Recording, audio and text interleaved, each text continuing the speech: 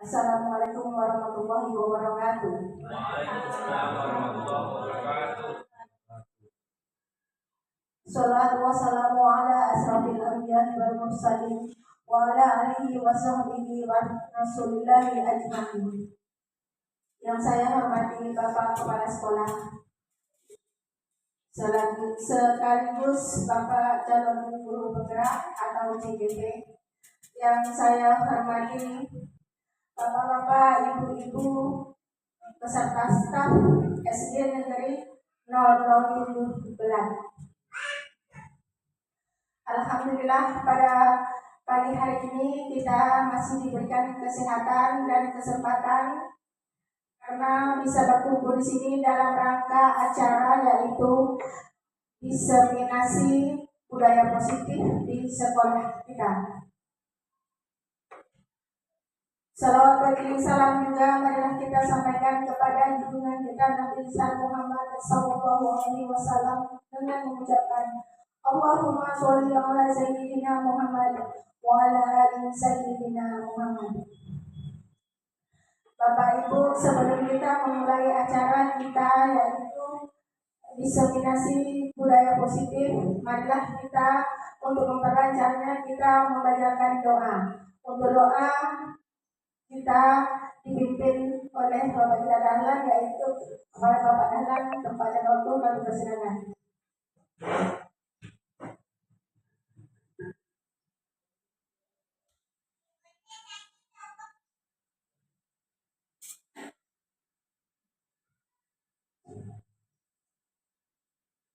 Terima kasih kepada Ibu Moderator.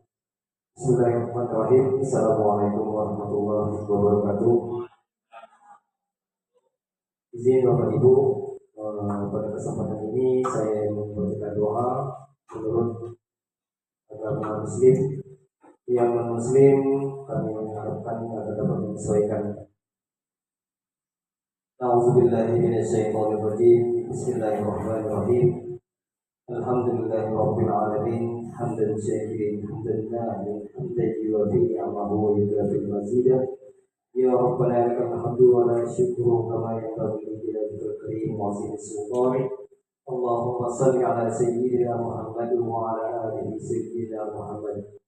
Salatan tunjina biha min jami'il ahwali wal afat wa taqabbala biha min jami'il hajat. وأجرنا بها من جميع السيئات وترفعنا بها إليك أعلى الدرجات وتبلغنا بها أقصى الحياة من جميع الخيرات كل حياة وعطاء كما إن على كل شيء قدير. اللهم إنا نسألك صلاة في ديننا في الدنيا والآخرة وزيادة في علمنا وبركة في رزقنا وتوبة قبل الموت ورحمة عند الموت ومغفرة بعد الموت. اللهم هون علينا في سكرة الموت والنجد من النار وعفو عند الحساب.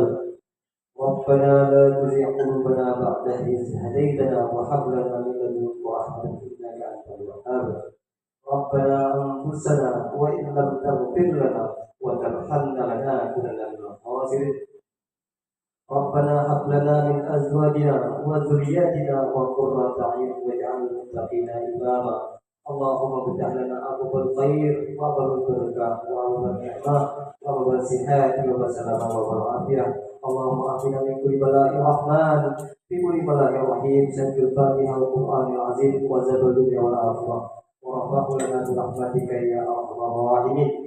ربنا آتنا في الدنيا حسنة وفي الآخرة حسنة وقنا عذاب النار. وصلى الله على خلقه سيدنا محمد النبي الأمي وعلى آله وصحبه أجمعين. سبحان ربك رب العزة عما يصفون وسلام على المرسلين والحمد لله رب العالمين. Assalamualaikum warahmatullahi wabarakatuh.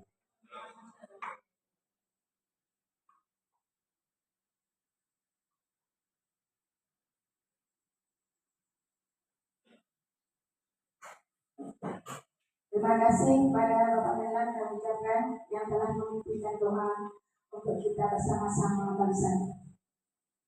Acara berikutnya ialah acara diseminasi budaya positif, yaitu penyebaran pemahaman dan penerapan pengalaman budaya positif di sekolah yang akan akan disampaikan oleh Bapak calon guru penggerak kita yaitu Pak Alfiansyah. Kepada Bapak waktu dan tempat kami silakan.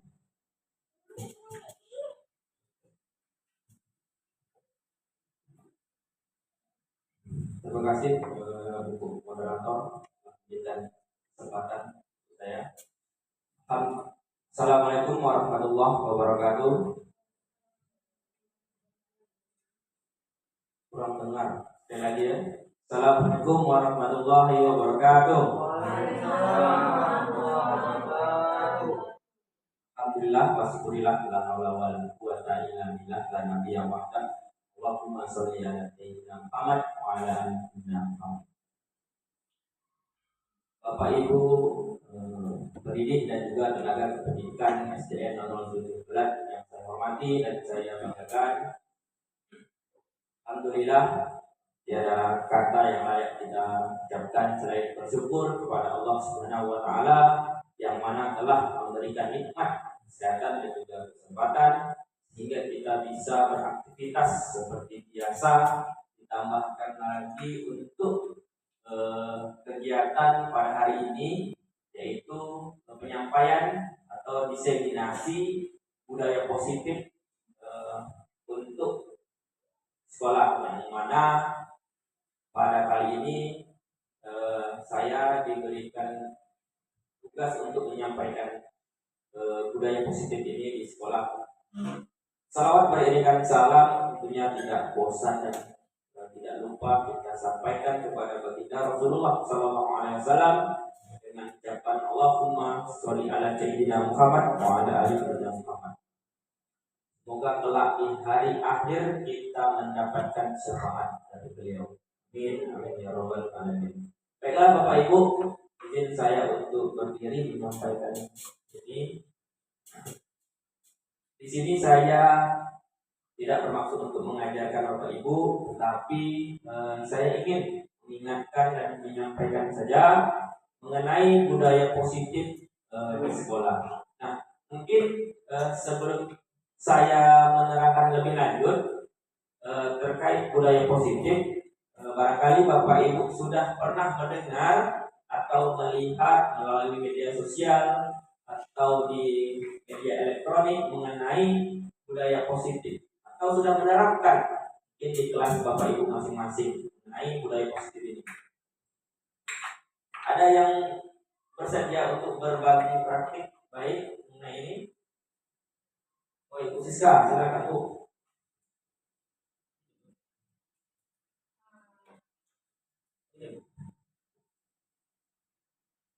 Baik, terima kasih buat kesempatan yang diberikan kepada saya.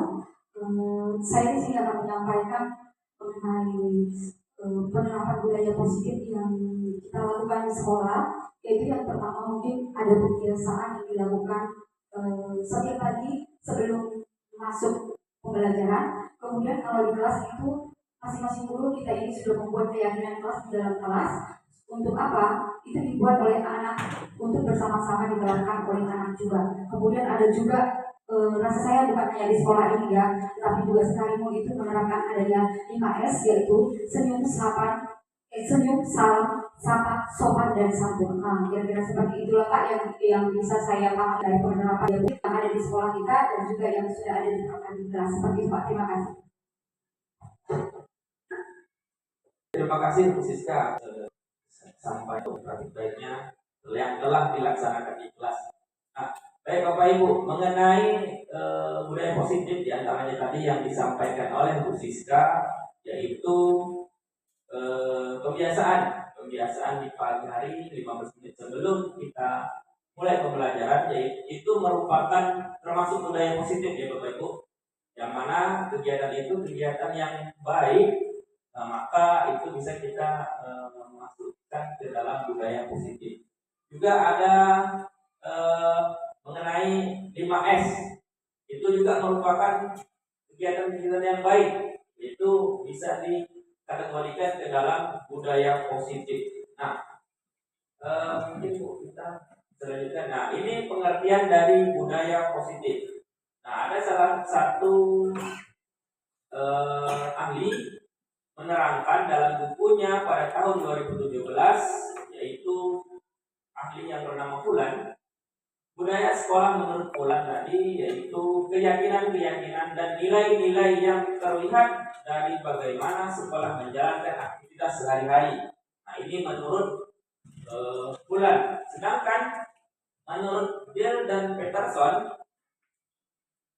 pada tahun 1999 yang dibukukannya mengenai budaya positif, yaitu budaya sekolah sebagai berbagai tradisi dan kebiasaan sehari-hari yang dibangun dalam jangka waktu yang lama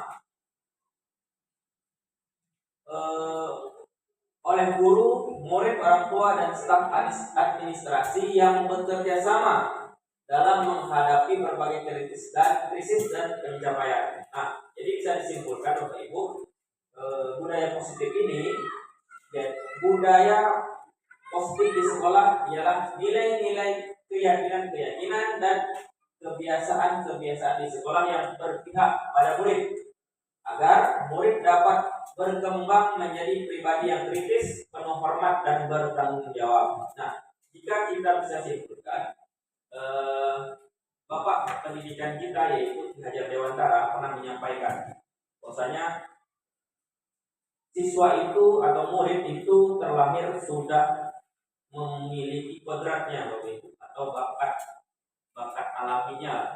Nah, jadi kita sebagai seorang guru diminta untuk menuntun anak-anak atau murid-murid kita sehingga mereka bisa mencapai kebahagiaan di masyarakat pula. Nah, jadi kita juga ibaratkan sebagai petani Bapak Ibu, bukan sebagai yang lain. Jadi petani itu dia pertama itu menyemai. Anak-anak ini kita ibaratkan tumbuhan. Nah, tumbuhan itu tidak mungkin kita menyemai tumbuhan jagung, nanti sudah besar berubah menjadi tumbuhan cabai atau sayur-sayuran, maka tidak mungkin hal itu akan terjadi. Karena itulah tadi anak ini terlahir sudah memiliki kodrat. Nah, kita sebagai guru atau petani hanya memastikan lahan atau tempat pembibitan itu, yaitu medianya, tanah itu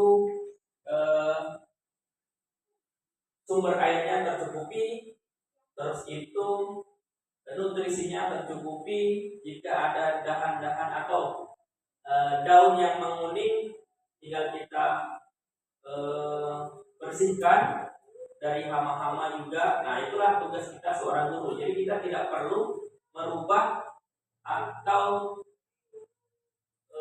mengganti lah ya tumbuhan itu menjadi yang lain selain jagung. Itulah tadi filosofi yang telah disampaikan oleh Ki Hajar Dewantara, yaitu Bapak pendidikan kita. Nah, kaitan dengan ini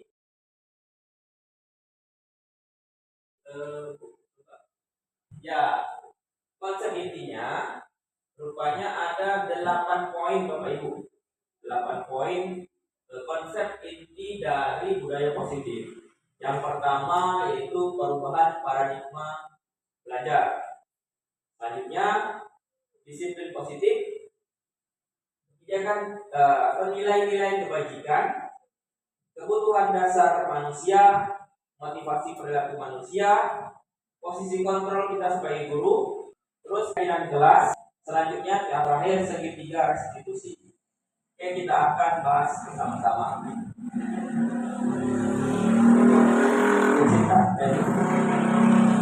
Nah, ini poin yang pertama Bapak Ibu, yaitu pembelajaran dengan paradigma baru. Nah, pembelajaran dengan paradigma baru merupakan terlihat Bu Sumarni, Bu ini Bu Siti Fatimah, Bu Nasi terlihat ya? Tak mengganggu saya di sini kan? Oke, saya ulangi pengertian dari pembelajaran dengan paradigma baru. Pembelajaran dengan paradigma baru merupakan pembelajaran yang dirancang berdasarkan prinsip pembelajaran berdiferensiasi, sehingga para peserta didik belajar sesuai kebutuhannya berdasarkan tahap pengembangan sesuai teori psikologi modern untuk mewujudkan profil belajar Pancasila. Nah,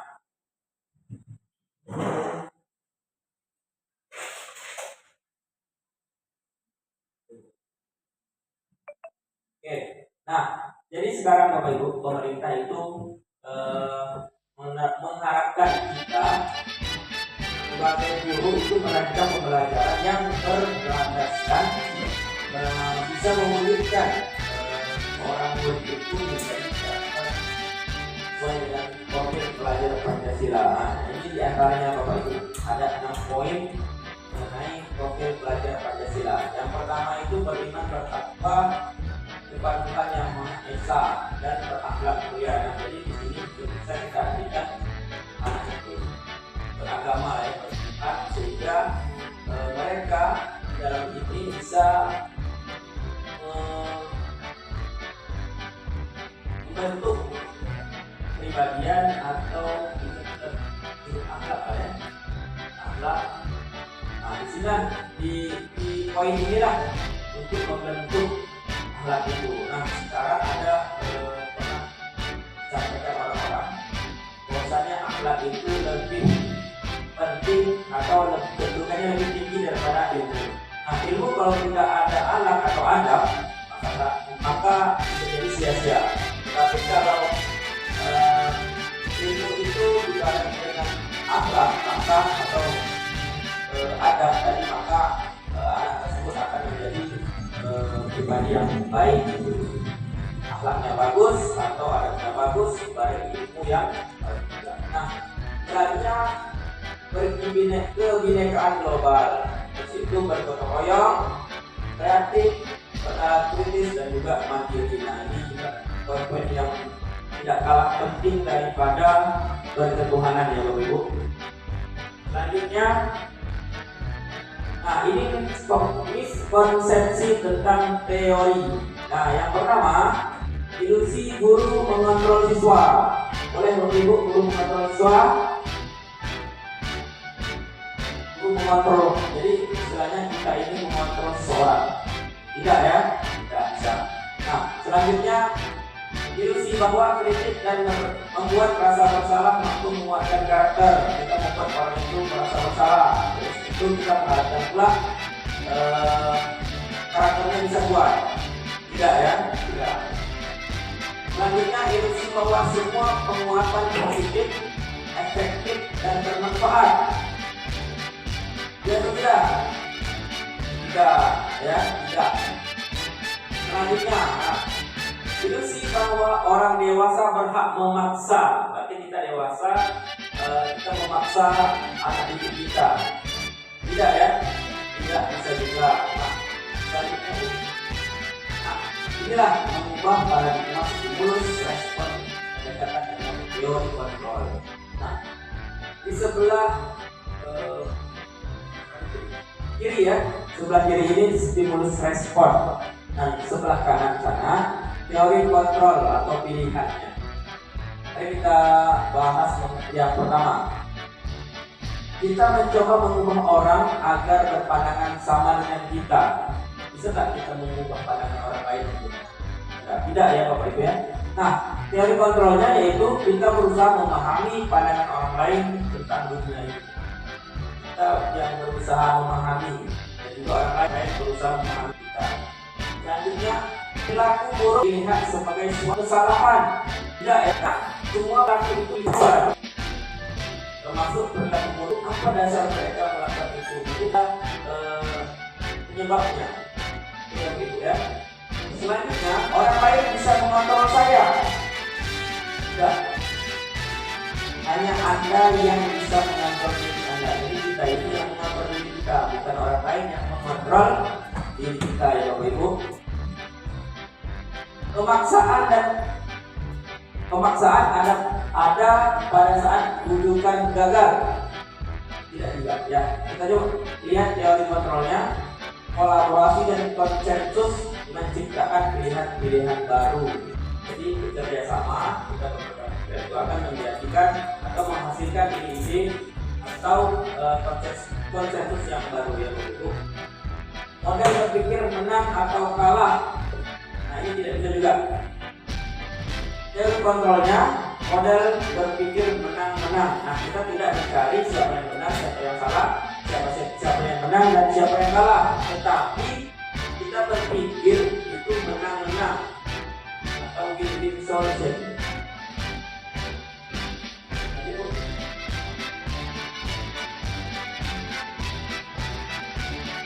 Itu berasal dari kata disiplina, yang artinya belajar disiplin mengacu pada disiplin diri yang memiliki tanggung jawab terhadap apa yang dilakukannya berdasarkan nilai-nilai yang diyakini.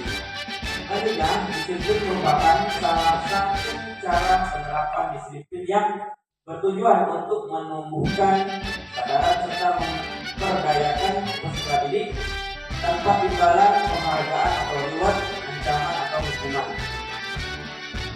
Selanjutnya, sebagai pendidik, tujuan kita adalah menciptakan peserta didik yang memiliki disiplin dari diri sehingga mereka berperilaku mengacu kepada nilai-nilai kebajikan universal dan memiliki motivasi intrinsik dalam perubahan perilaku ke arah yang lebih baik. Nah, disiplin positif. Nah, kalau kita bisa menyampaikan ke anak atau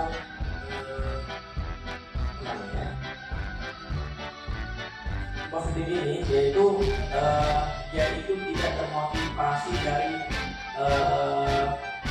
eksternal yang ada imbalan, penghargaan, ancaman atau hukuman. Jadi murni dari motivasi dari diri mereka masing-masing. Disiplin positif itu. Nah, misalkan begini, dia melakukan sesuatu itu ingin mendapatkan imbalan, bahkan mereka datang full dalam satu semester itu karena ada iming-iming nanti ada imbalan oleh guru kelas atau sekolah, jika imbalan atau beda, sehingga mereka termotivasi untuk datang satu semester itu atau satu minggu, satu bulan karena ada imbalan. Itu kan positif kan, tapi itu tidak dari motivasi dari diri mereka, tapi ada imbalan tadi atau penghargaan yang akan diberikan oleh seseorang. Nah, selanjutnya ancaman. Kalau kamu tidak pergi ke sana, maka kamu nanti akan mendapatkan hukuman. Atau kalau kamu nanti dalam satu tidak datang tepat waktu setelah, kamu akan mendapatkan hukuman. Nah, ini kan merupakan disiplin positif. Tapi disiplin positif itu yaitu motivasi, memiliki motivasi intrinsik dari diri mereka masing-masing. Itulah yang dinamakan disiplin positif. Itu kita dari luar.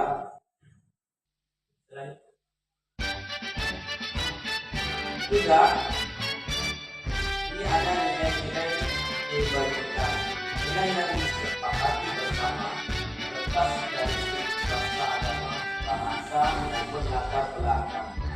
Contoh, nilai kebajikan konstitusi atau organisasi untuk belajar Pancasila.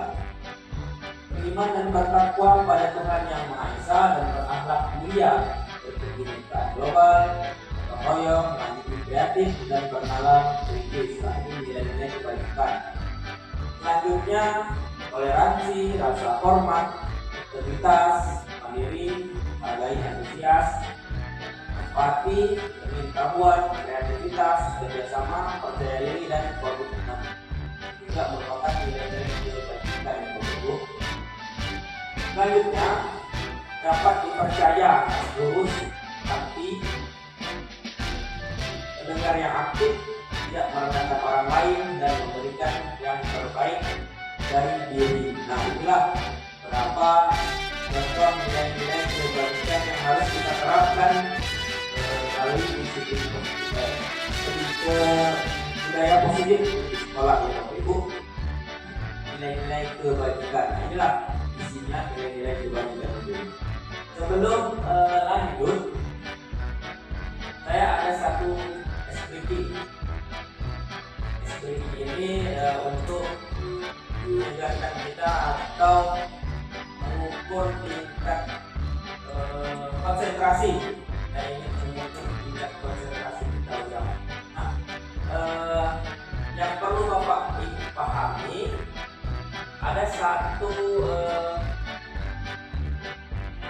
perintah yang mana itu kata saya. Bapak Ibu harus ingat kata saya. Kata saya, Bapak Ibu coba berdiri. Kata saya, Bapak Ibu coba berdiri.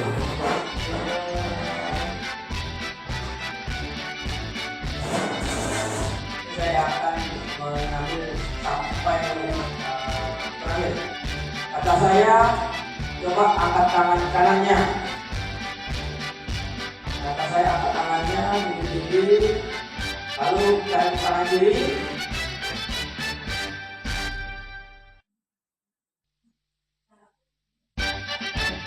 Ya, lupa.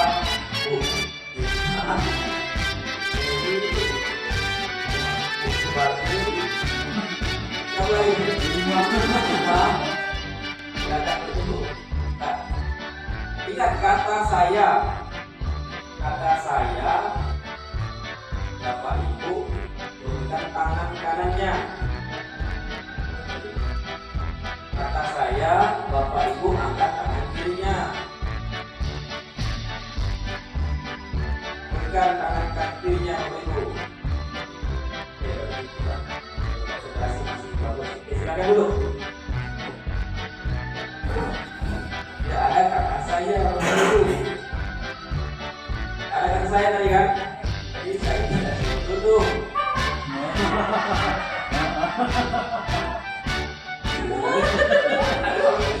Kata saya kan?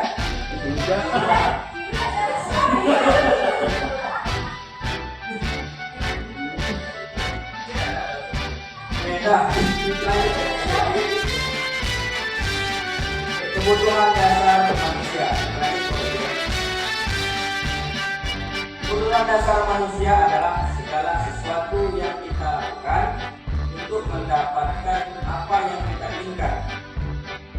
Seluruh tindakan yang kita lakukan memiliki tujuan tertentu, dan semua usaha terbaik yang kita lakukan adalah dalam rangka agar kebutuhan dasar kita terpenuhi dengan baik.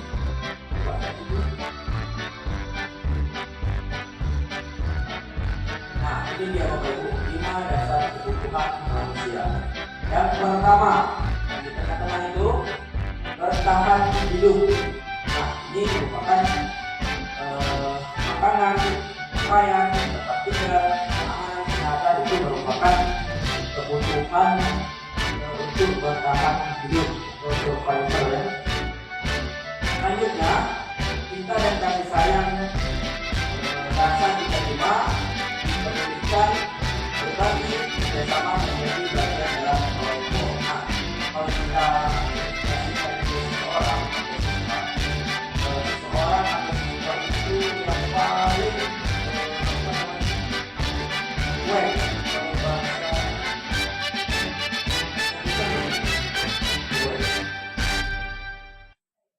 santai atau asik acuh deh. Nah, bahwasanya Bapak Ibu, orang yang seperti ini atau sesuatu seperti ini, dia pasti akan ada rasa ingin diterima, ingin dipedulikan. Walaupun secuek apapun orang itu, pasti dia ada rasa ini.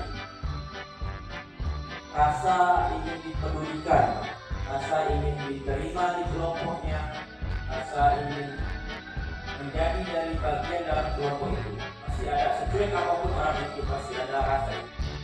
Selanjutnya, penguasaan. Penguasaan ini terdiri dari harga diri, termasuk penguasaan, keinginan untuk dianggap, memimpin, berprestasi, diakui dan didengar. Nah, ini dasar kita sebagai manusia. Selanjutnya kebebasan. Nah, kebebasan itu terdiri dari mandiri, terus itu memiliki pilihan, mencoba hal baru, mampu mengendalikan arah dirinya. Ini merupakan dari kebebasan. Selanjutnya yang terakhir itu fun atau kesenangan. Itu ada bermain, humor, antusiasme, dan tertawa. Nah, ini kita sebagai manusia itu akan 5 kebutuhan dasar ini ya Bapak Ibu. Juga itu.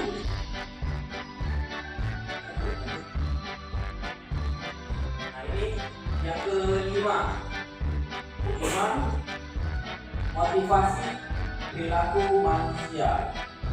Baik, coba kita perhatikan ini motivasi ekstrinsik sama ya, yaitu menghindari ketidaknyamanan atau hukuman.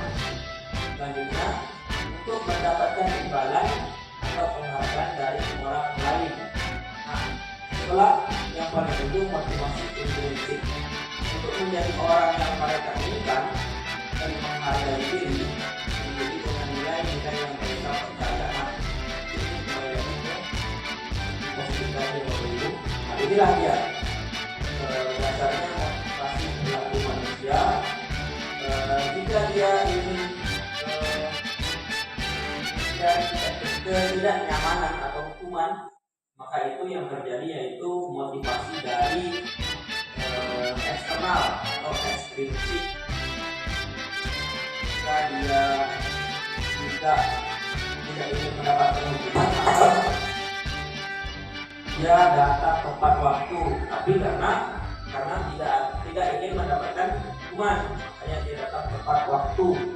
Terus juga ingin mendapatkan imbalan tadi, dia datang waktu karena ingin mendapatkan imbalan.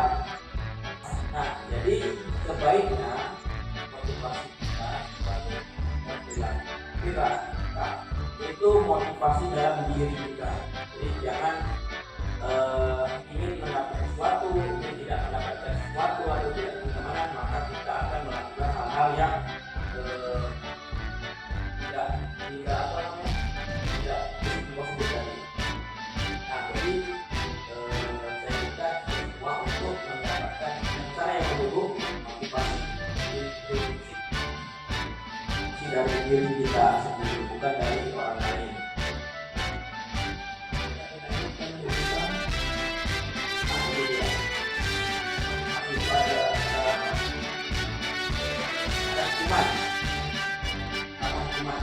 Tidak terencana atau tiba-tiba.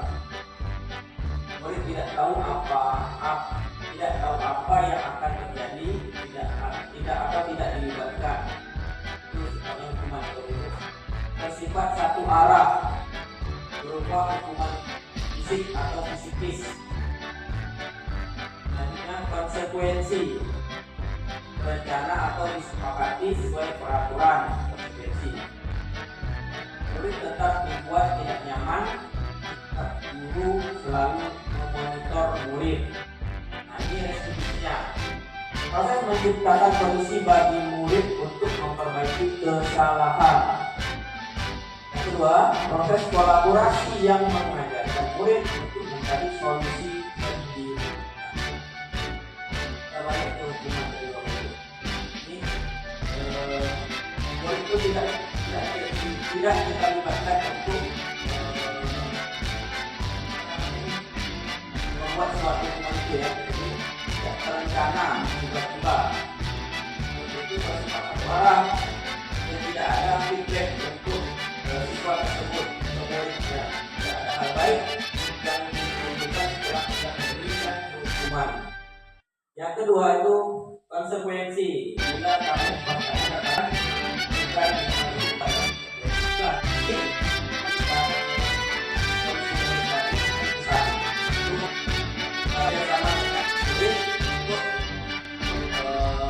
menciptakan solusi ya, dan berkolaborasi untuk mencarikan solusi yang telah kesalahan yang telah diperbuat.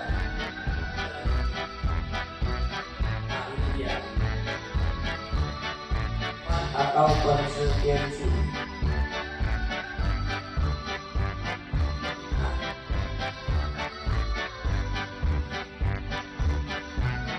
Tapi Ibu, coba kita perhatikan di sini tabel ini.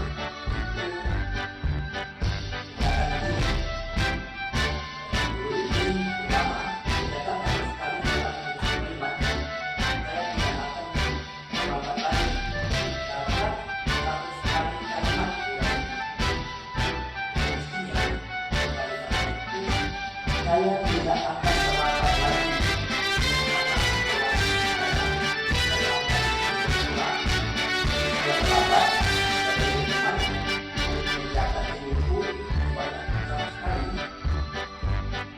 Kalimatnya yaitu saya tidak akan terlambat lagi. Konsekuensi atau hukuman itu. Hukuman ya.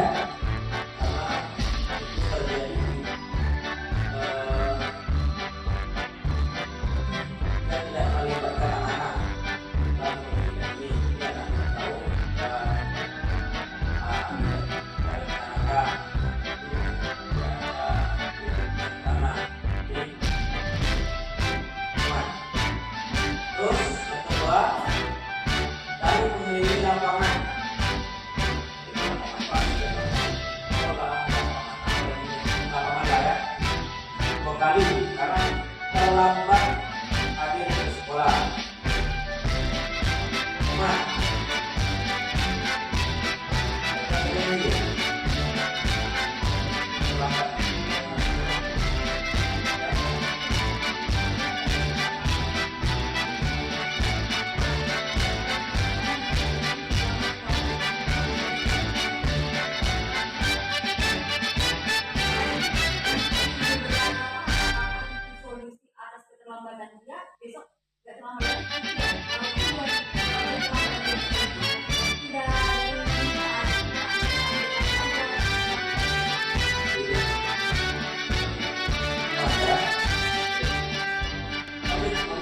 Coretan yang dibuatnya di meja tulis. Bersihkan coretan yang dibuatnya di meja tulis. Jika kamu coret-coret atau mengotori meja tempat kamu kelas, maka kamu akan membersihkan meja tersebut. Konsekuensi atau hukuman? Konsekuensi dulu ya, ini hukuman konsekuensi. Lanjut, murid diminta untuk push up 15 kali karena tidak menggunakan masker ke sekolah. Hukuman.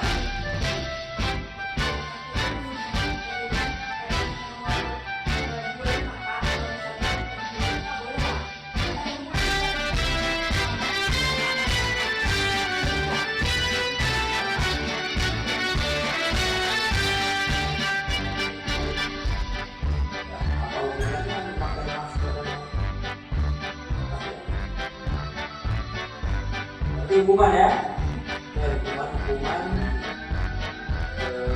konsekuensi hukuman lagi. Selanjutnya menggantikan kertas tugas teman yang dicoret-coret setelah dicoret-coret.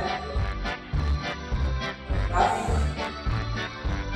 tugas teman dicoret-coret harus diganti, bukan hukuman ya. Oke, lanjut. Berjemur di lapangan pukul 12 ya, karena mengobrol dengan teman kelas, dengan teman kelas, bisa jadi di kelas ya, belajar. Itu termasuk hukuman atau konsekuensi. Oke. Karena mengobrol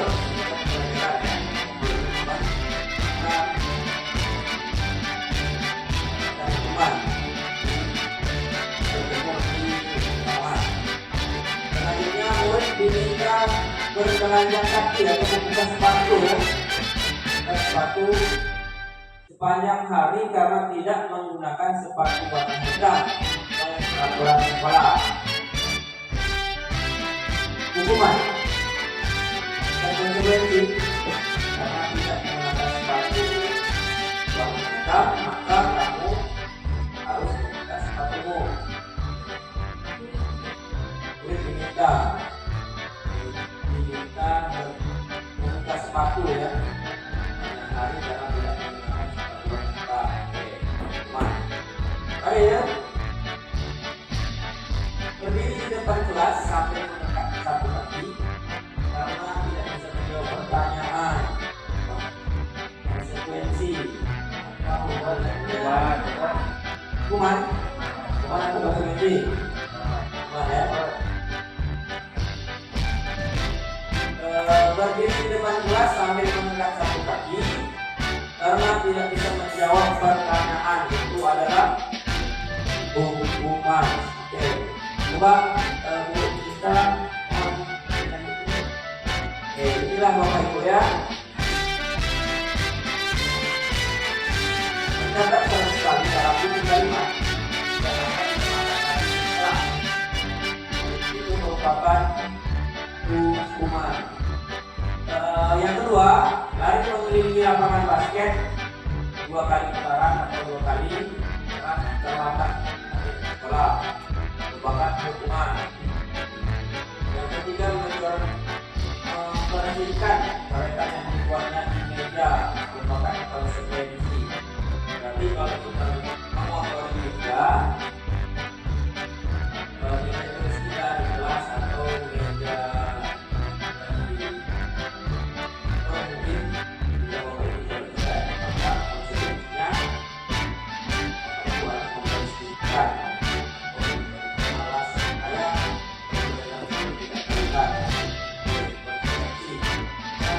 Diminta untuk push up mulai kali karena tidak menggunakan masker sekolah. Gantikan masker teman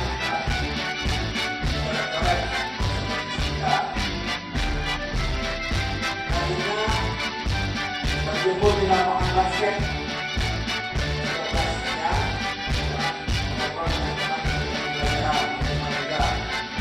Mulai diminta tapi tidak menggunakan sepatu karena tidak menggunakan sepatu wanita. Setelah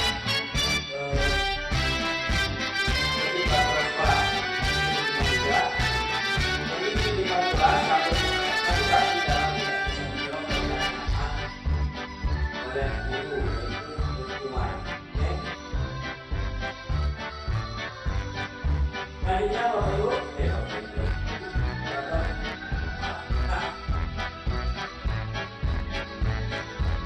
posisi kontrol guru.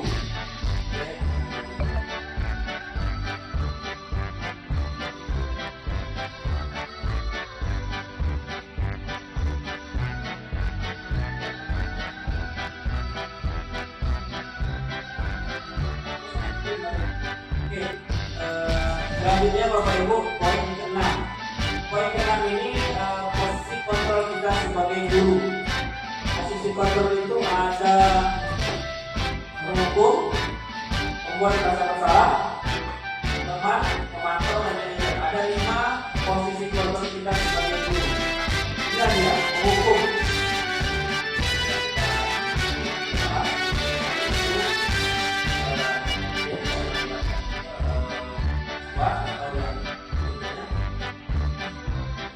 Bersalah ini kita membuat kita merasa bersalah, teman, seorang teman yang kita melakukan seorang individu sebagai teman, memantau juga, memantau siswa, murid, terakhir manajer kita. Nah, jadi Bapak Ibu, kita ini sebagai guru diminta untuk kalau seorang guru itu kita bisa menjadi seorang manajer.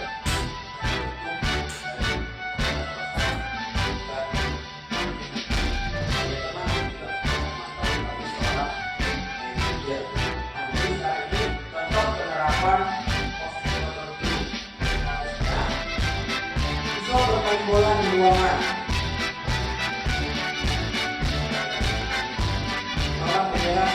jam. Berapa kali ini sebagai penghubung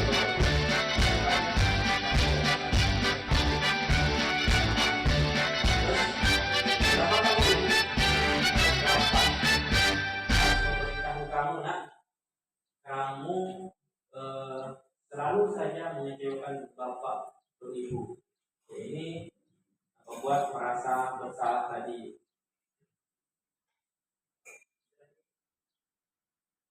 Selanjutnya teman, ayo dong, ayolah, ayo nak,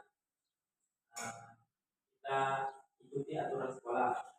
Tolong bantu bapak atau ibu kali ini aja. Ya sudah, tidak apa-apa, lain kali jangan terus seperti ini. Nah, ini merupakan kalimat-kalimat seorang teman ketika kita menghadapi atau menyelesaikan kasus siswa yang bermasalah di sekolah.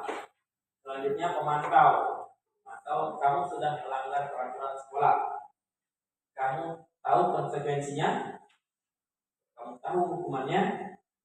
Setelah kamu simpan bola, kamu rapikan ruangan ini dan jangan diulangi lagi.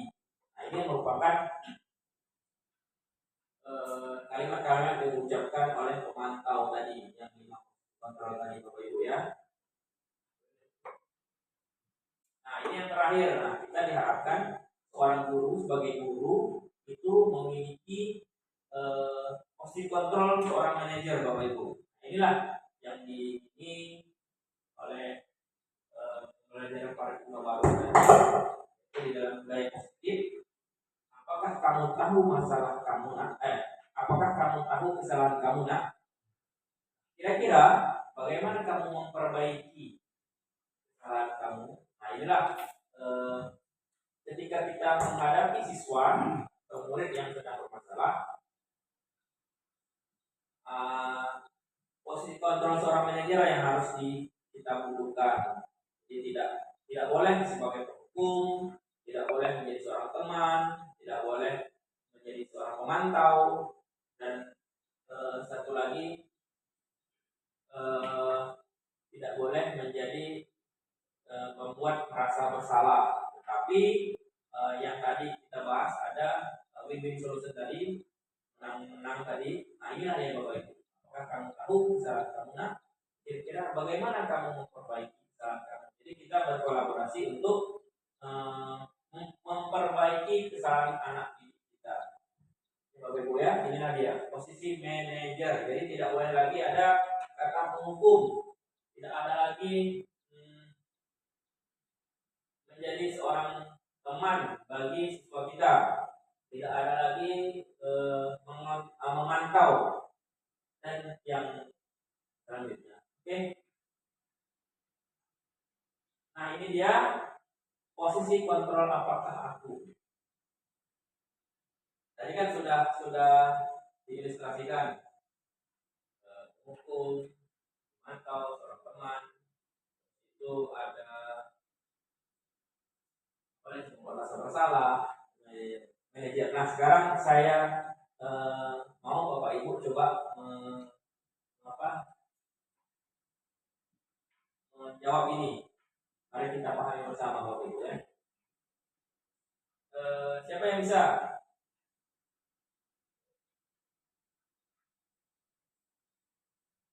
Kamu tidak pernah benar melakukannya. Saya kecewa sekali dengan kamu. Kira-kira ini posisi kontrol apa Bapak Ibu?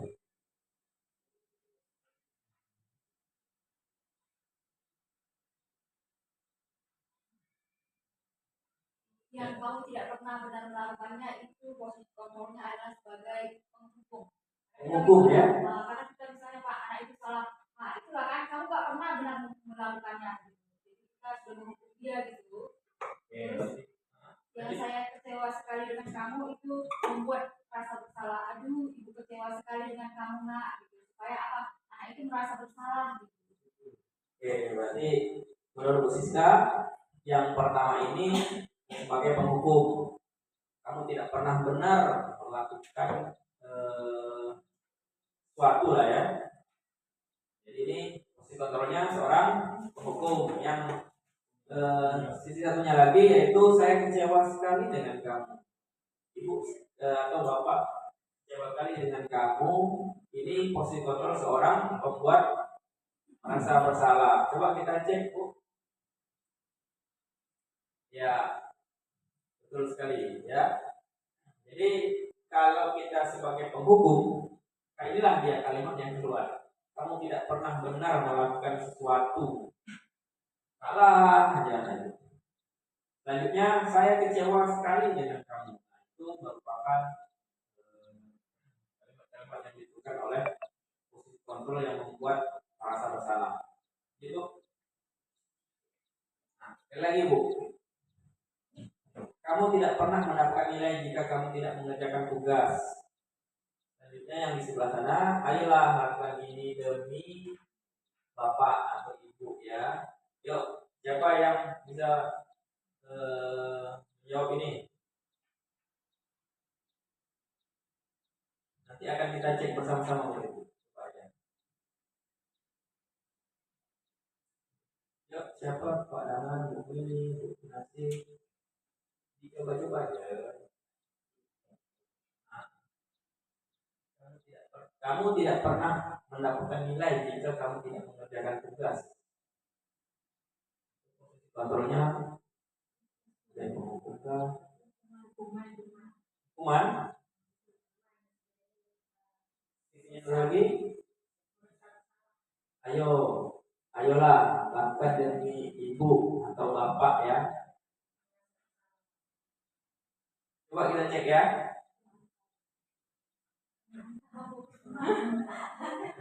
Ya, jadi kan tadi sudah kita bahas.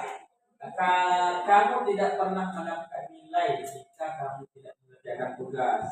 Nah, ini merupakan kalimat-kalimat seorang pemantau. Kamu tidak pernah mendapatkan nilai. Jadi kalimat itu kalimat menjurus ke situ. Ayolah lakukan demi itu. Itu merupakan seorang teman. Nah, lanjut, Bu. Nah, inilah posisi kontrol yang terakhir. Apa rencanamu untuk menyelesaikan masalah ini? Ya, ini manajer ya, Bapak Ibu. Nah, inilah kita nanti kita terapkan ke siswa, ke murid kita. Jika ada yang bermasalah nantinya, posisi kontrol seorang manajer. Apa rencanamu untuk menyelesaikan masalah ini? Kita beri anak kita pilihan apa yang akan dilakukannya untuk menyelesaikan masalah yang dihadapi oleh murid kita. Masalah ini kita beri anak kita pilihan apa yang akan dilakukannya untuk menyelesaikan masalah yang dihadapi oleh murid kita. Coba, Bu. Ya, manajer ya Bapak Ibu ya. Oke. Ya, kira-kira mengenai 5 posisi kontrol ini sudah dipahami lah Bapak Ibu ya. Bisa Pak ya. Ya. Kalau misalkan nanti ada pertanyaan boleh diajukan. Nah, ini poin yang selanjutnya yaitu keyakinan kelas. Nah, mengapa keyakinan kelas bukan peraturan kelas? Yang bisa berbagi praktik baik. Mengapa keyakinan kelas bukan peraturan kelas? Oke, Bu, silakan Bu Siti Fatimah.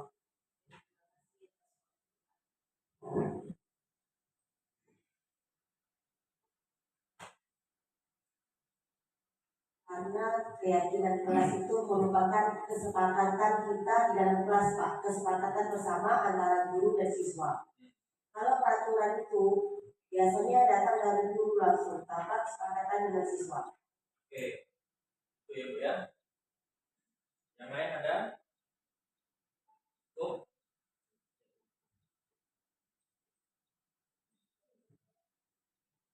Baik, terima kasih atas kesempatan yang diberikan kepada saya. Nah, di sini disebutkan mengapa keyakinan kelas bukan peraturan kelas.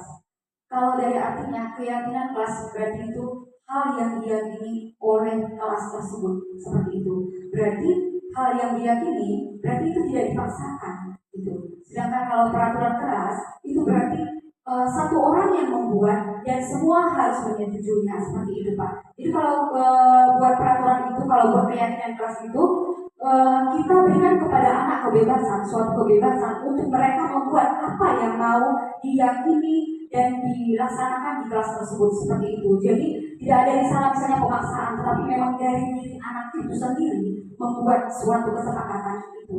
Gitu. Tapi kalau peraturan bisa saja Bapak dan gurunya bilang kita buat ya peraturannya sebelum belajar kita berdoa gitu. Itu peraturan kelas. Itu berarti kalau peraturan ada konsekuensinya, tetapi kalau keyakinan ya itu tidak ada konsekuensi, tetapi lebih kepada mereka akan merasa sendiri, saya yang buat ini, saya yang meyakini bersama teman-teman saya, kira-kira seperti itu Pak. Jadi itu perbedaannya keyakinan dan peraturan. Terima kasih. Baik, terima kasih kepada Bu Siti Fatimah dan Bu Siska. Nah, ya, jadi mengapa keyakinan kelas bukan peraturan kelas? Tadi keyakinan yang telah disampaikan kita ini merupakan keyakinan dari diri murid-murid. Nah, kita itu diciptakan seorang, ya Bapak Ibu ya kan bersama, bukan diri murid-murid kita atau dari diri kita sendiri, tapi dari orang lain itu berat. Maka kalau peraturan ini tingkat pelanggarannya itu sangat amat tinggi. Tapi kalau tingkat pelanggarannya itu mudah sekali karena itulah nilai yang diyakini oleh murid kita atau seorang.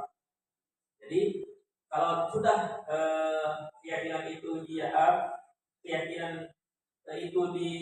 diangkat oleh atau dibuat satu peraturan, maka itu akan rendah tingkat untuk pelanggarannya ya Bapak Ibu. Makanya kita sebagai guru wali kelas itu menyusun keyakinan kelas ini agar hal-hal yang mungkin sifatnya nanti kurang baik bagi anak itu bisa mengurang. Itulah kira-kira. Jadi keyakinan kelas ini baik sekali Bapak Ibu ya, manfaatnya untuk di kelas. Coba lanjut dulu. Nah, ini ya. Ini langkah-langkah untuk membentuk keyakinan kelas. Yang pertama bersifat abstrak, berupaya menyatukan berupa pernyataan universal. Selanjutnya dibuat dalam pernyataan positif, tidak negatif ya Bapak Ibu. Dibuat dalam bentuk kata-kata sehingga mudah diingat. Terus sesuai kondisi kelas dan sekolah sehingga mudah diterapkan. Nah, ini membuat keyakinan kelas itu mudah untuk diterapkan, jangan terlalu sulit. Kalau terlalu sulit nanti takutnya tingkat pelanggarannya itu tinggi, mudah dilanggar oleh anak-anak atau sulit diterapkan oleh anak-anak kita kalau kondisinya itu tidak mudah. Selanjutnya semua warga atau untuk saya tadi saya membuka keyakinan kelas itu dibuat dengan kesepakatan murid-murid, tidak satu orang yang membuat itu. Kalau satu orang yang membuat itu namanya peraturan. Kalau ini dibuat melibatkan warga sekolah atau anak didik kita atau peserta didik, itu bisa dinamakan keyakinan kelas. Oke? Nah, ini yang terakhir Bapak Ibu ya. Yang terakhir ini adalah segitiga restitusi. Nah, ini merupakan upaya-upaya untuk menyelesaikan kasus atau permasalahan siswa kita di sekolah. Jadi kita menyelesaikan permasalahan siswa itu tidak langsung kamu datang terlambat. Kita sebenarnya masuk jam 7.30, kenapa kamu datang jam 8? Maka langsung kita berikan hukuman. Sudah, kamu berdiri saja di lapangan. Tidak ada penerapan upaya-upaya untuk menggali informasi mengapa anak itu atau murid kita terlambat. Nah, inilah cara untuk menyelesaikan masalah-masalah itu. Ini yang pertama, segitiga restitusi ini yaitu suatu proses dialog yang dijalankan oleh guru agar dapat menghasilkan murid yang mandiri dan bertanggung jawab. Nah, langkah pertama segitiga restitusi ini ya, kita menstabilkan dulu identitas, menstabilkan dulu kesalahan-kesalahan anak, baru kita itu langkah yang pertama. Baru kita masuk ke validasi tindakan yang salah. Apa tindakan salah anak itu? Kita validasi dulu. Yang terakhir baru menanyakan keyakinan. Keyakinan apa yang akan dibuat untuk tidak melakukan kesalahan itu tadi. Coba kita akan bahas selanjutnya. Nah, ini Bapak Ibu, menstabilkan dulu identitasnya. Berdasarkan prinsip, membuat kesalahan adalah bagian dari proses pembelajaran, bukan suatu tindakan yang tidak baik ya. Ini berdasarkan prinsip, yaitu membuat kesalahan adalah bagian dari proses pembelajaran. Nah, kalau kita lihat di sebelah sisi kanan ini, anak panah yang kaki kanan, berbuat salah itu wajar. Tidak ada manusia yang sempurna karena kita ini makhluk manusia, karena banyak kesalahan dan kesilapan kita sebagai manusia. Bapak Ibu juga pernah melakukan kesalahan seperti itu. Kita bisa menyelesaikan ini. Bapak Ibu tidak tertarik mencari siapa yang salah, tetapi Bapak Ibu ingin mencari solusi dari permasalahan ini. Kamu berhak merasa begitu. Nah, inilah poin-poin untuk menciptakan atau mengkondisikan anak atau siapapun, yaitu menstabilkan identitasnya. Identitas kesalahan itu kita stabilkan dulu. Nah, jadi kita hilangkan dulu, itulah istilahnya. Selanjutnya kita validasi. Berdasarkan prinsip, setiap perilaku berupaya memenuhi suatu kebutuhan tertentu. Nah, inilah dia. Padahal kamu bisa melakukan yang lebih buruk dari ini. Pasti kamu punya masalah alasan mengapa melakukan hal itu. Nah, jadi orang melakukan kesalahan itu pasti punya alasan kenapa dia melakukan pelanggaran. Misalkan datang terlambat tadi, rupanya ban motor ayahnya bocor di jalan, makanya dia terlambat, sulit mendapatkan bantuan atau rantainya putus atau segala macam lah. Karena ada alasan. Kamu patut bangga pada dirimu sendiri karena kamu telah melindungi sesuatu yang penting buat kamu. Kamu boleh mempertanyakan sikap itu, tapi kamu harus menambahkan sikap yang baru.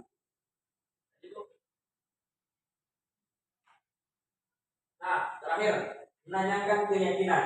Berdasarkan prinsip teori kontrol, bahwa pada dasarnya kita termotivasi secara intrinsik. Itu motivasi dari diri kita, Bapak Ibu ya. Apa keyakinan kelas kita? Nilai-nilai apa yang telah disepakati bersama? Jadi kita tanyakan nilai-nilai yang akan kita sepakati bersama nantinya. Seperti apa gambar sebuah kelas yang ideal menurut Bapak Ibu? Seperti apa gambar sebuah kelas yang ideal menurut kamu? Kamu ingin menjadi orang yang seperti apa? Nah, inilah menanyakan keyakinannya nanti. Ini contoh penerapan segitiga restitusi. Tidak muncul di sini Bapak Ibu.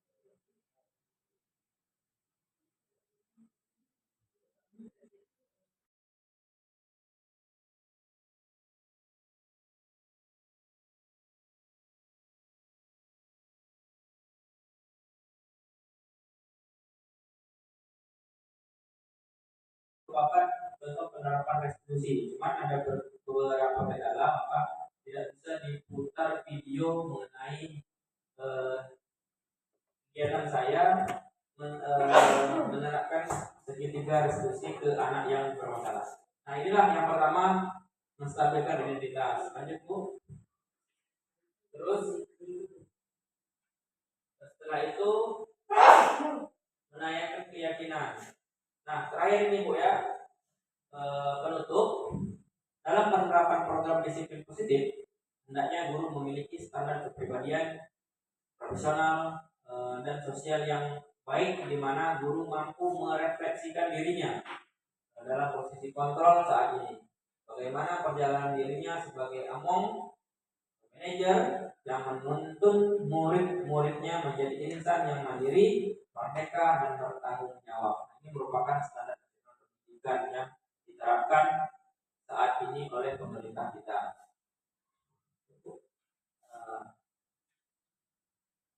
Oke, selanjutnya demikian pemaparan saya, Bapak Ibu, ya, mengenai budaya positif sekolah. Semoga kita bisa menjadi guru yang dapat menerapkan budaya positif mulai dari diri kita hingga dapat menjadi teladan bagi siswa-siswa atau murid-murid dan orang lain. Nah, saya kira apa yang saya sampaikan cukup sekian. Bila ada terkasar bahasa atau penyampaian saya yang kurang baik, saya mohon maaf. Saya mengucapkan ribuan terima kasih kepada Bapak Ibu yang telah menyempatkan waktu untuk bersama-sama kita hadir di ruangan ini untuk kegiatan saya, yaitu diseminasi budaya positif di sekolah. Sekian dari saya. Wabillahi taufiq wal hidayah. Assalamualaikum warahmatullahi wabarakatuh. Saya serahkan lagi ke acara atau moderator. Terima kasih.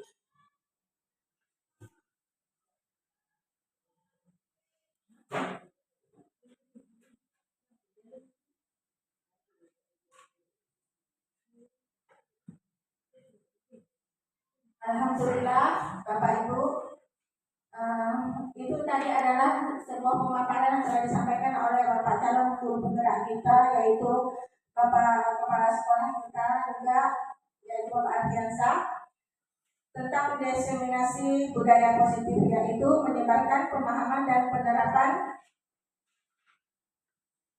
pengalaman budaya positif yang kita laksanakan di sekolah kita. Semoga dengan kita telah mendengarkan apa yang telah Bapak calon guru penggerak kita tadi sampaikan, kita bisa merubah dari yang baik menjadi lebih baik lagi, dan semoga kita juga akan bisa seperti Bapak ini nanti untuk mengikutinya menjadi guru penggerak juga. Untuk itu acara ini kita sudahi dan juga sudah selesai. Akhir kata saya ucapkan Assalamualaikum warahmatullahi wabarakatuh. Waalaikumsalam warahmatullahi wabarakatuh.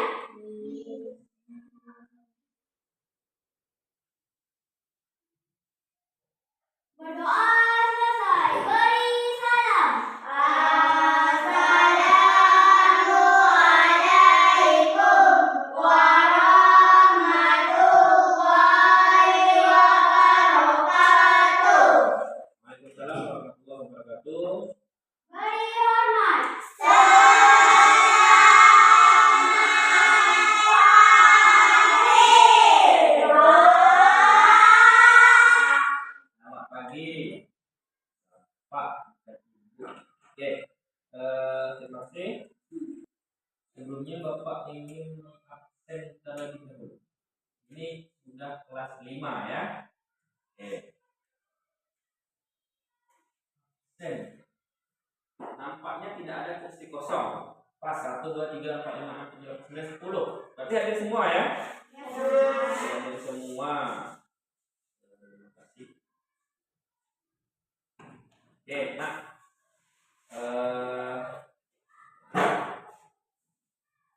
sekarang kita sudah masuk di tahun pelajaran yang baru. Ya, kemarin kamu kelas berapa?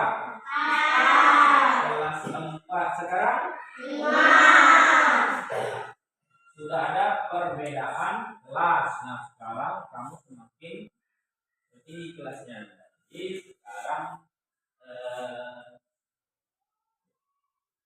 sifat-sifat yang atau ketika kebiasaan yang kemarin yang kurang baik, maka kamu tinggalkan di sana. Sekarang yang bagus-bagus yang kita. Nah, oke. Nah, materi atau pembelajaran PJOK kita ada di kelas dan ada di luar kelas. Nah, sebelum kita mulai pembelajaran, Bapak ingin mengajak kamu untuk menyusun kesepakatan kelas. Apa itu kesepakatan kelas? Keyakinan kelas yang tidak boleh dilanggar. Iya, kesepakatan nanti kita susun kesepakatan, lalu kita buat keyakinan kelas. Nah, kalau sudah kamu memberi keyakinan yang dari diri kamu, maka hal itu akan sedikit kali kemungkinan yang akan dilanggar. Ya, salah satu contoh apa Bapak mau ini dengar? Tidak boleh makan di dalam kelas. Tidak boleh makan di dalam kelas. Itu adalah peraturan kelas. Peraturan kelas yang masih ada kalimat negatif. Jangan makan di dalam kelas. Kalau kita nanti berubah menjadi kalimat positif, kata jangannya harus dihilangkan. Apa contohnya? Coba yang tahu. Datang tepat waktu Ulang. Yo, datang tepat waktu, pulang. bermain di luar jam pelajaran. Bermain di luar jam pelajaran. Oke. Yang tadi kata yang disebutkan kalimat yang disebutkan pertama tadi. Jangan apa tadi? Iya, kita fokusnya makan saja dulu ya. Nanti yang lain baru akan kita bahas. Coba jangan makan di dalam kelas. Kalau kata jangan kita hilangkan, kita ganti, apa kalimat positif yang bisa kita susun untuk keyakinan kelas kita? Tidak boleh. Tidak boleh pun masih kalimat negatif. Tidak boleh, jangan. Bagaimana? Makan di luar jam pelajaran. Iya, betul. Makan di luar jam pelajaran. Itu kalimat positif yang bisa kita buat keyakinan kelas kita di saat pelajaran PJ. Nah, sudah tahu ya keyakinan kelas atau peraturan kelas? Oke, kalau begitu Bapak kasih kalimat pemantik lainnya. Kata pemantik lainnya ya, untuk biar ketika kita belajar PJOK baik di dalam kelas maupun di luar kelas atau di lapangan itu berjalan dengan lancar. Jadi kamu kalau suasananya lancar, maka ilmu yang Bapak sampaikan akan mudah akan kamu serap. Begitu ya kira-kira. Oke, sekarang kata yang mantik pertama.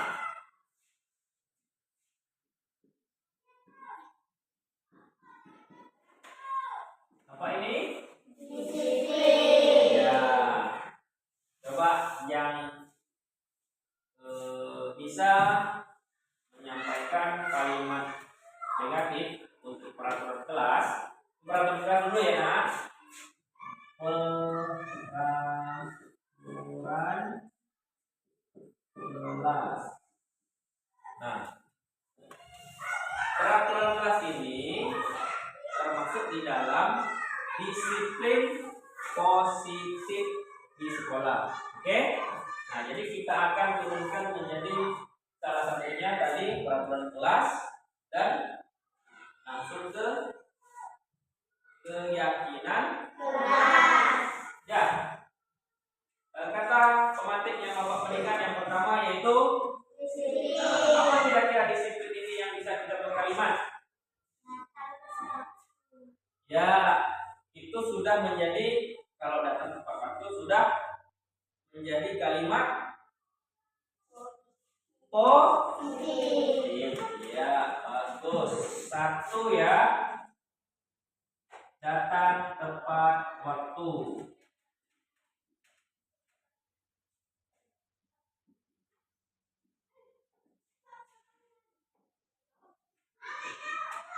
Nah, tulisnya nanti ya, kita bahas ini dulu.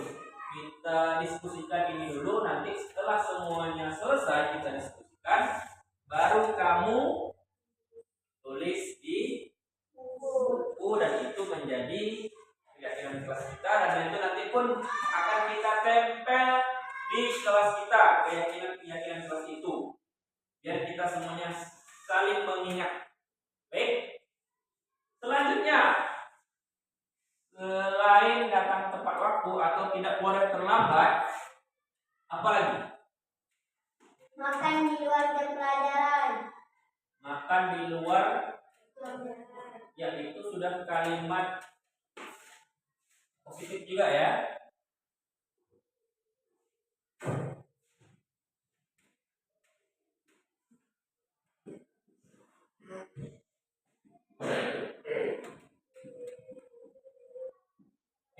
Datang tepat waktu, makan di luar jam pelajaran.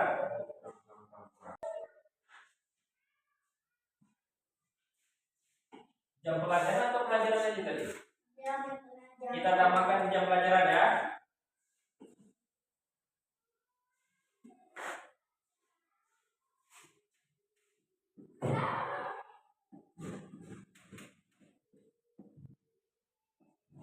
Nah, ulangi lagi.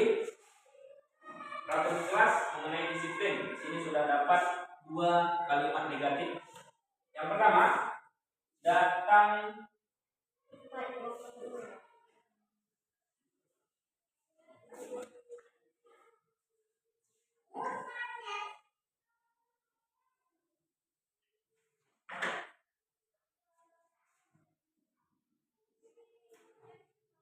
tepat waktu. Ini datang tepat waktu di kelas atau di sekolah? Di sekolah dan juga di kelas. Nah, di sini datang tepat waktu di kelas, di sekolah,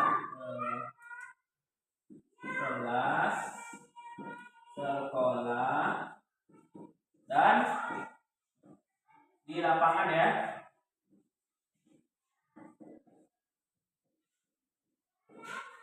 Oke? Sepakat? Nah, nanti misalkan Bapak masuk kelas, kamu tidak boleh terlambat lagi di setelah Bapak masuk. Oke, jadi itu kalimatnya tepat waktu di kelas sebelum Bapak masuk. Kan kamu sudah susun jadwal pelajaran kan dengan ibunya kan dari kelas, sudah ya? Oke, nah jadi nanti sebelum Bapak datang ke kelas, jamnya kan kamu sudah tahu, kamu sudah berada di kelas. Oke, setelah Bapak masuk, kamu ganti pakaian olahraga. Jika itu kita belajar di lapangan. Nah, setelah kamu ganti pakaian, jadi kamu tidak boleh di lapangan. Terlambat di lapangan. Oke? Jadi datang tepat waktu di lapangan. Oke ya? Kita sepakati ini ya. Oke, terima kasih. izin.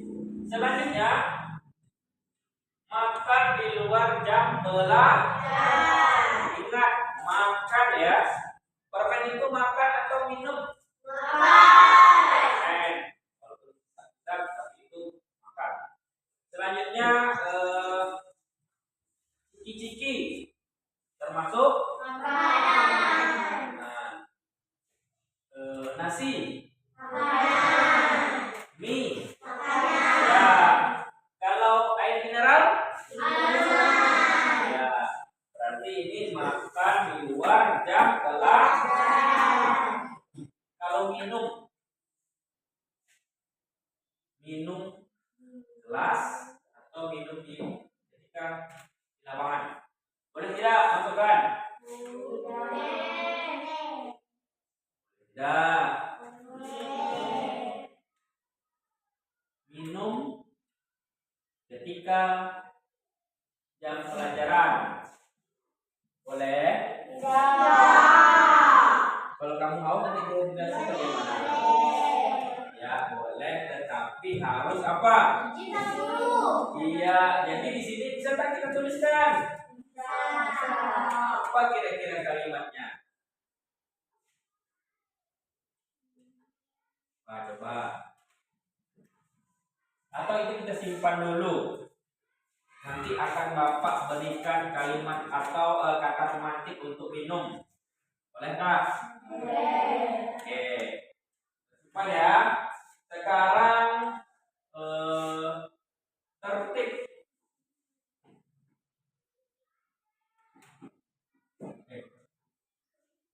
Tertib. Nah, yuk. Apa kalimatnya? Kelasnya. Bermain di luar.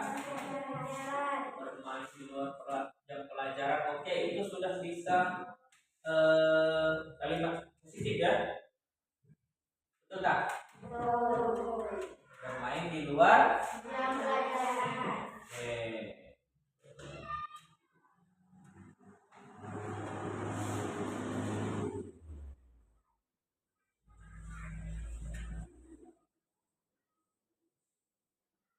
Apalagi kira-kira? Tidak boleh berisik ketika belajar. Oke, tidak boleh berisik ya.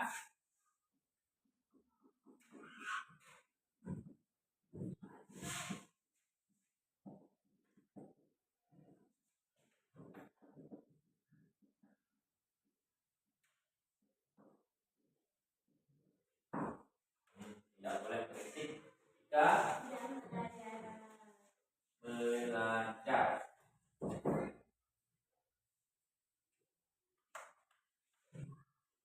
Yang terkait minum tadi, ada yang tahu? Coba dipikirkan lagi, dibahas dengan teman rekan sebelahnya. Apa kira-kira? Coba Bapak kasih waktu.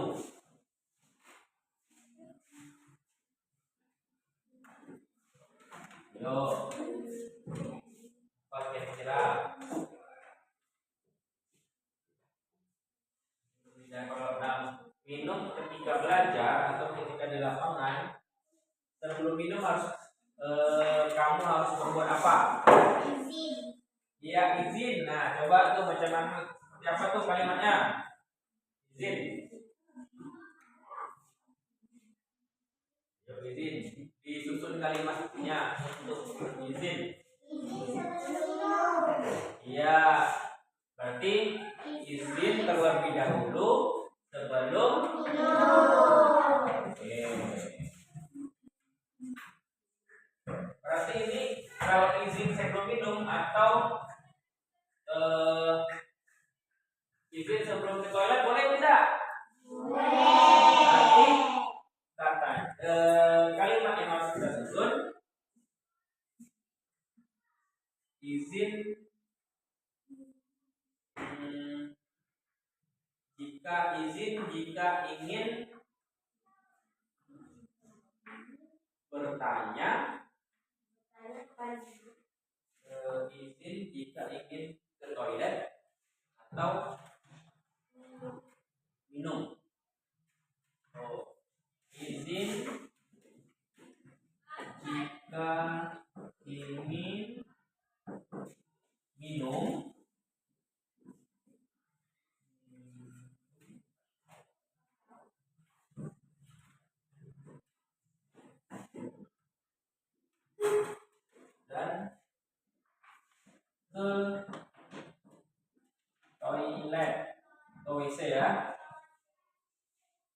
Oh, ini. Oke? Sepakat? Ya. Apa lagi?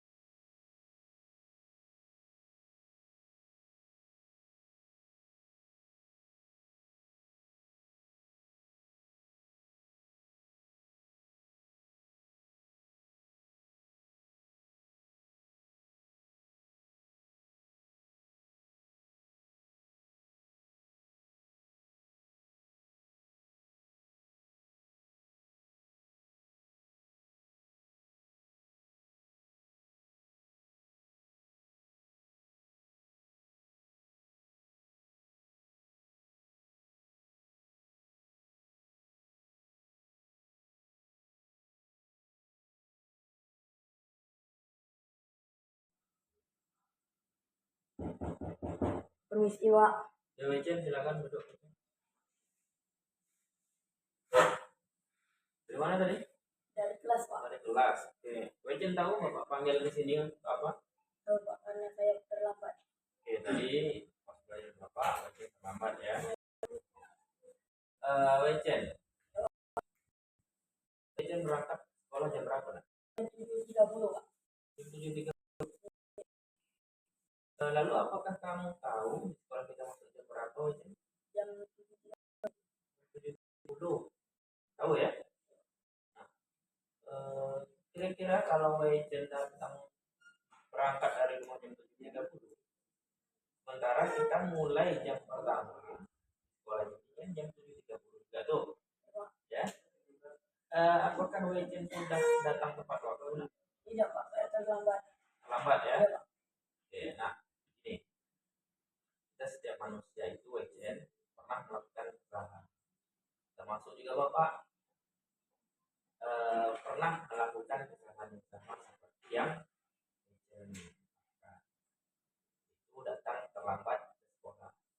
Dan Bapak juga pernah juga datang terlambat kelas ya. Nah, jadi saat ini Bapak tidak mau mencari siapa yang salah, Bapak mau kita sama-sama mencari solusi supaya Wejen tidak datang terlambat lagi ke sekolah ya. Wejen terlambat datang ke sekolah pasti punya alasan, betul tidak? Nah, kira-kira hal apa yang membuat Wejen hari ini datang terlambat ke sekolah? Saya bangun kesiangan, Pak. Bangun kesiangan. Mengapa Wejen bisa bangun kesiangan? Saya tidur larut malam, Pak. Nah, terus Pak, ini saya nonton TV dan bermain game. Sampai lupa waktu tidur, Pak. tidur larut malam, main game, nonton TV, sampai lupa waktu tidur. Tuh. Nah, jadi yang mau Bapak tanyakan, apakah Wejen ingat dengan keyakinan kelas yang telah kita susun itu? Iya, Pak. Ingat ya? Ingat. Nah, jadi apakah Wejen lakukan sudah sesuai dengan keyakinan kelas kita? Belum, Pak. Belum ya? Oke, belum sesuai. Baik Wejen. Jadi kalau belum sesuai, maka keyakinan kelas yang mana yang Wejen belum penuhi hari ini? Keyakinan kelas yang pertama, Pak. Yang pertama. Oke, keyakinan kelas yang pertama ya. Apa itu Wejen keyakinan kelas kita yang pertama? Datang dan pulang tepat waktu. Datang dan pulang tepat waktu, tidak boleh lambat, tidak boleh cepat. Datang sekolah lambat, nanti pulangnya cepat, tidak boleh ya. Datang cepat, pulangnya setelah bel, setelah dibuka oleh guru. Baik. Jika Wejen sudah tahu keyakinan kelas yang belum Wejen penuhi, yang mana itu, lalu langkah-langkah apa yang Wejen bisa lakukan supaya tidak datang terlambat lagi ke sekolah ini? Tidur lebih awal dan mengurangi nonton TV dan bermain game, Pak. Serta memasang alarm atau meminta mama untuk membangunkan. Ya, nanti malam ya berarti ya. Yang tidak terlalu malam lagi. Game, TV boleh, tapi jangan terlalu malam ya. Nanti minta tolong Mama Wejen untuk membangunkan pagi hari ya. Oke, nah kapan itu Wejen bisa laksanakan? Mulai malam ini, Pak. Mulai malam ini. Oke, Wejen. Wejen sudah berusaha untuk menjadi yang lebih baik. Bapak doakan Wejen menjadi anak yang selalu mematuhi peraturan dan keyakinan kelas kita. Nah, nanti setelah Wejen bisa menjadi anak yang lebih disiplin, bertanggung jawab. Oke? Oke, Wejen. Silakan Wejen ke kelas kembali ya. Oke, jadi ya.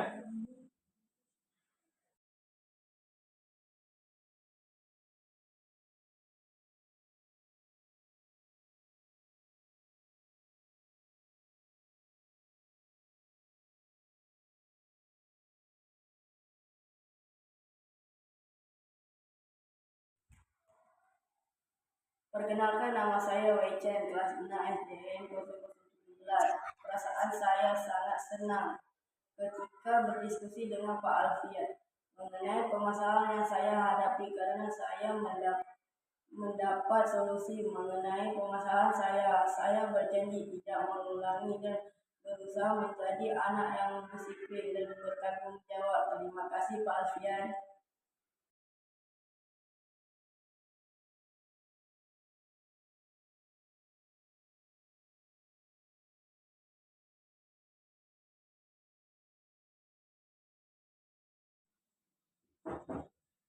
Silakan Fikri duduk.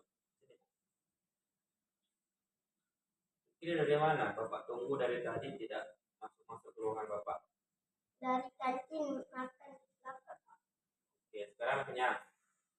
Kenyang. Alhamdulillah. Oke. Fikri tahu Bapak panggil ke ruangan Bapak? Tahu. Karena saya makan pada jam pelajaran. Menurut Fikri, makan di jam pelajaran itu benar atau salah? Salah, Pak. Oke. Bapak tahu bahwa kita ini sebagai manusia makan itu merupakan suatu kebutuhan. Bapak juga kalau lapar pasti makan, kita kan? Tapi kita juga harus tahu pada saat kapan harus makan. Namanya Fikri tadi tidak sarapan. Tidak, Pak. Kenapa Fikri tidak sarapan? Karena kalau kita sarapan, nanti pasti akan terlambat sekolah. Emangnya jam berapa Fikri bangun? Jam 6.30. 6.30. Kok bisa tak sempat sarapan? Setelah saya bangun, saya bermain dengan adik Pak. Setelah itu mandi sesudah jam 7. Saya langsung buru-buru berangkat supaya tidak terlambat ke sekolah. Oke. Apakah makan saat jam pelajaran sudah sesuai dengan keyakinan ini? Belum, Pak. Belum ya? Baik. Jadi kalau belum sesuai keyakinan kelas, jadi keyakinan kelas yang mana yang belum dipenuhi hari ini, nak? 4, Pak. Keyakinan kelas yang keempat ya, tidak boleh makan di kelas. Apa itu, Fikri? Makan di luar jam pelajaran, Pak. Oke, kalau makan harus di luar jam pelajaran ya. Baik. Ini jika Fikri sudah tahu keyakinan kelas yang belum dipenuhi, yang mana, lalu kira-kira langkah-langkah apa yang Fikri bisa lakukan supaya tidak makan lagi pada saat jam pelajaran? Fikri akan makan sebelum berangkat sekolah dan bangun lebih awal. Tuh, ya. Nah, kapan kira-kira Fikri bisa laksanakan apa yang telah Fikri ucapkan? Mulai besok, Pak. Besok. Oke. Fikri sudah berusaha untuk menjadi yang lebih baik. Bapak harap Fikri jadi anak yang selalu mematuhi peraturan dan keyakinan kelas yang telah disusun. Tidak boleh diulangi lagi ya. Iya, Pak. Oke, baik Fikri, terima kasih. Bapak rasa cukup. Silakan Fikri ke kelas ya. Terima kasih, Pak. Ya. Oke, jadi